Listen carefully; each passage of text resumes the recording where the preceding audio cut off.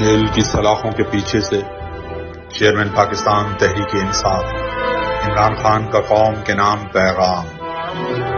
اٹک jail کے چند ابتدائی ایام میرے لیے کسی قدر دشوار رہے کیونکہ میرے سر کے عین اوپر تیز روشنی تھی، پھر مجھے بیٹھنے یا لیٹنے کے لیے بھی محض فرش ہی میسر تھا، جہاں رات کو میرے جسم پر کیڑے مکوڑے رینگتے جبکہ دن بھر مکھیاں بھن بھناتی رہتی۔ مگر بعد میں جب پنکھا فراہم کر دیا گیا تو اس کیفیت میں قدرے بہتری آئی۔ قید میں اب تک گزرنے والے 9 ہفتوں کے اپنے شخصیت پر اثرات کا احوال آپ کے سامنے رکھوں تو رب العزت کے بے پایاں شکر کے ساتھ میں خود کو روحانی، ذہنی اور جسمانی طور پر اس دن سے کہیں بڑھ کر صحت مند اور توانا پاتا ہوں جس روز مجھے قید میں ڈالا گیا۔ آپ یہ جان لیجئے تب اور آج کی حالت میں الحمدللہ زمین آسمان کا فرق ہے۔ میری نگاہ میں اس قید کی شکل میں میرے رب نے مجھے کلام اللہ کی گہرائیوں میں اترتے ہوئے قرب الہی کی راہیں دریافت کرنے، اپنے مطالعے کو وسعت دینے اور ماضی کے گہرے تجزیے کی روشنی میں حال و مستقبل کی پیش بینی کا نادر موقع عطا کیا ہے۔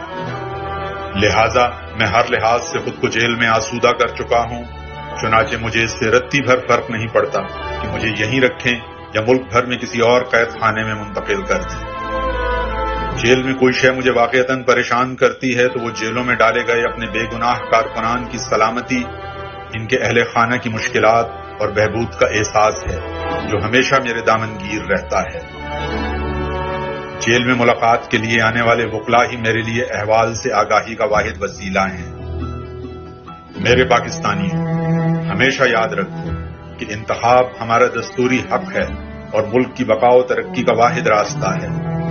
میں اپنے اس آئینی حق سے کسی صورت دستبردار ہوں گا، نہ ہی اس پر کوئی سمجھوتا کروں گا۔ دوسرا اہم پیغام جو میں آپ کو دینا چاہتا ہوں وہ یہ ہے کہ پاکستان میرا ملک، یہ دھرتی میرا اوڑھنا بچھونا ہے۔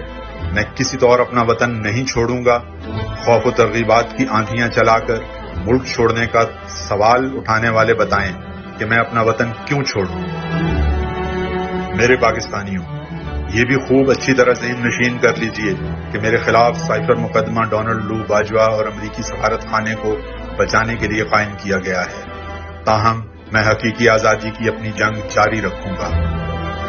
آپ نے بھی میری اور پاکستان کی لڑائی لڑتے رہنا ہے۔